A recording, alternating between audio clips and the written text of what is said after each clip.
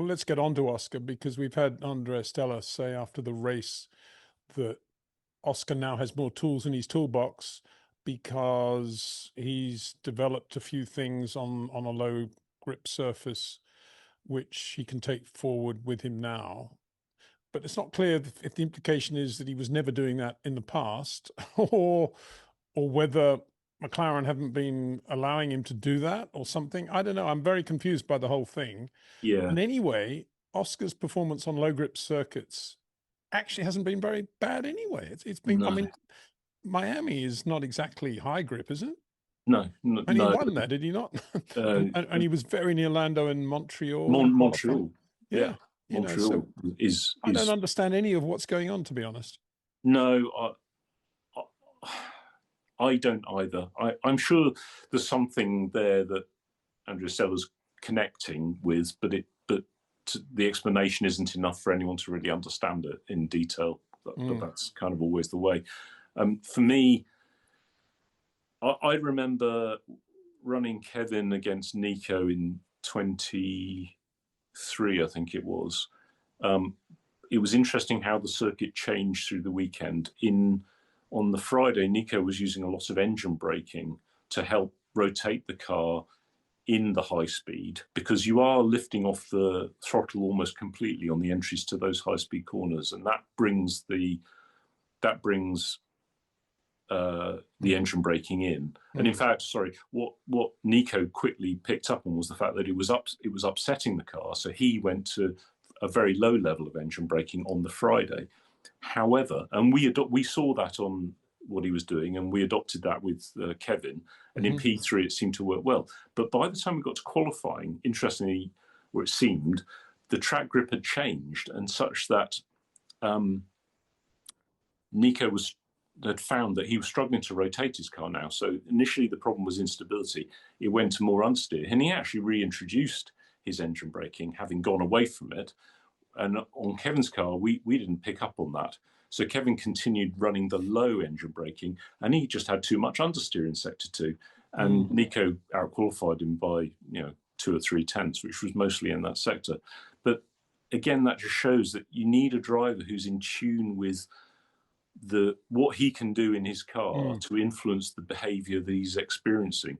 And again, I wonder if maybe it was something like that was going on, that Oscar, not being supremely confident with where he is right now, potentially just trusted his car to be good, trusted his engineers to help him, and maybe Lando picked up on something and made some changes that helped him in different circumstances. And maybe that's what Andrea's referring to in terms of Oscar's learning of what the systems on the car could do for him if he made more use of them. I don't think that's necessarily related to low grip. So maybe no, it's a good point. I'm off at a tangent, but I can only see it as being something along those lines. But if that is the case, and it could well be, what is underpinning that is the lack of information going from one car to the other. Yes. And let's talk about why that didn't happen then in your case with Kevin and Nico. Why is it very easy, if you are Nico and you've discovered that, not to let the information go to the other side of the garage? And would that apply to any team? There's no not letting that information go to the other side. It's more just a question of having the time amongst the engineering team to analyze both cars, to compare both cars on a continuous basis and pick up on changes that are being made. It's in the time pressured format of qualifying in particular. It's really quite hard to do that because the data takes a certain amount of time to come back to the garage. So you've got how much time? Well, you've got some live data, but you haven't got all of the data until the car comes back. Then you have to plug the umbilical into the car, download it. Some teams' processing of that data is lengthier than others. It all has to get sorted and stored in the correct manner before it's actually available to be looked at. And there are actually some processes that have to be applied to it, particularly for aero data, before some of the channels, they actually have to run through a calculation process before that data is actually ready to be looked at. And that all takes quite a lot of time. So if you're already if you've got a short turnaround. Your car might only be in the garage for a minute. You haven't got time to look at the driver's last run against your driver's just completed run and see that driver A or B has made a change to how they're approaching it. It is quite difficult in that respect. So it's not a deliberate thing by anybody. It's not hiding data. It's not, yes, driver A who's made the change isn't going to broadcast the fact, oh yeah, I reduced the engine brake. It's much better through turns whatever and ever now, because he knows that information will get transferred to the other car. But it's all there. He's not hiding it. He's just like not promoting that, which I think is fair. If he's fair enough. Through his own ability found something that works for him, I don't think there's any great onus on him to tell the other side, oh, do this, it make you much faster, especially when you're competing for a championship. There's a suggestion going around that what Andrea Stella was talking about was encouraging Oscar to have more brake overlap in order to get the front tires to work more, which again, I don't get. I mean, that might apply to an out lap or a preparation lap or something, but I can't imagine anyway that Oscar doesn't do, if he wants to have brake overlap, that he can't do it and doesn't do it.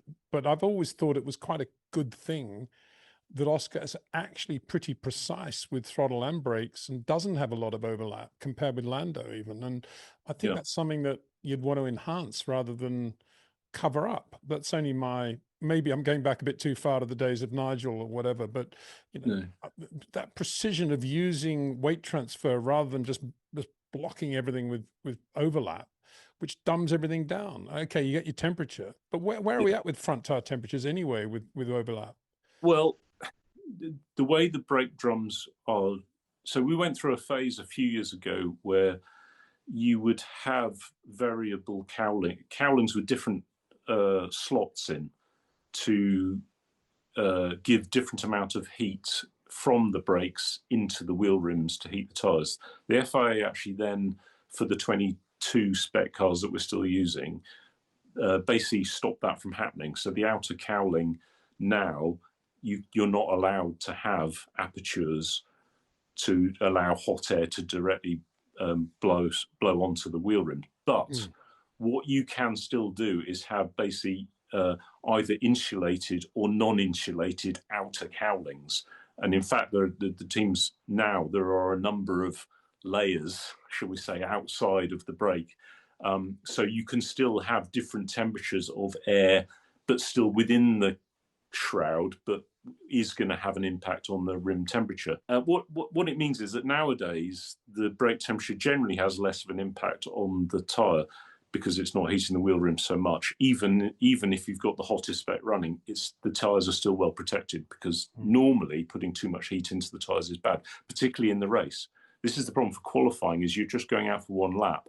So the tyres are normally pretty cold for qualifying, whereas in the race they're going to run about the right temperature. Right.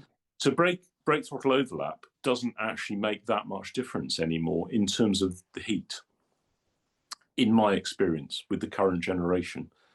And on top of that, Mexico is by far the worst circuit for brake wear, by far. And if you do any... Worse than Canada? Oh, much, much worse than Canada. Yeah. It's because of the thin air. The cooling is so poor, and the brake demand is high still. So if you do any brake throttle overlap, even in qualifying, there's a very good chance you're actually going to wear the brakes too much. It's quite dangerous because it's not easy to control it. So I just find it difficult to believe that brake throttle overlap is something that the teams are currently using to generate tyre temperature. It still has a balanced benefit potentially, because a bit like lift and coast, if you do brake throttle overlap, it does reduce the aggressiveness of the brake, the initial braking. So there is a stability benefit to be had from it. And maybe that could be something that could affect the high-speed sector too. If you're coming off throttle onto brakes, that could be quite aggressive. Maybe a bit of brake throttle overlap could calm the car down a little bit in that situation. So I think maybe turn 7 or 8, potentially. But I still find it a little difficult to believe that that's a big... Well, the telemetry I saw, Lando wasn't overlapping there. He Right. was doing a little bit of his, going in with nothing at all, just letting the car settle. He was really nice through there. But then so Yeah. was Oscar. Yeah. So I, I'm bemused by that. And I, I, I think your point about engine braking is a more significant one, and that's something that's interesting. And whether and if that's something that Oscar perhaps hasn't had as much feel for until now. Again, that's hard to believe, isn't it? Given how well he's been driving and how many races he's won this year. And yes, no, absolutely. But I think this is one of the more difficult circuits to get things balanced at. It is very, very critical. So yeah, it is possible that he's just got a little bit lost with something like that on this occasion. and would that have affected on circuits like Austin and Singapore and Baku? Not to the same extent, in No. my experience. Mm. Yes, it's always important, but and it's mainly because of that experience we had with Kevin and Nico a few years ago. It highlighted just how critical it can be in that particular sector of that particular circuit. So, yeah. But just to put the whole low grip thing to rest, Mark, this is just for my edification. I hope other people are interested in this as well. In my experience, the drivers I've worked with closely, only one of them was in a two-pedal car. The other were Carlos and another driver, Ross Cheever. And all of them, whenever in low grip conditions, they were all super quick, always, whether it be Monaco early out of the box on Thursday, whether it be some street race elsewhere. And in all cases, especially Nigel, we'd talk about it, and they'd all say, "Oh, well, when it's low grip, it's all about throttle. You just forget the brakes. It was just all to do with sensitivity of the throttle and how you're balancing the car with the throttle and how you're using it." Yeah. And is that still the case today? I mean, is a guy like Max, who's obviously very good with throttle in and out and application and balancing the car on the throttle, is he going to have an advantage still in low grip conditions because of that, or of all the gizmos overtaken it all? I potentially. I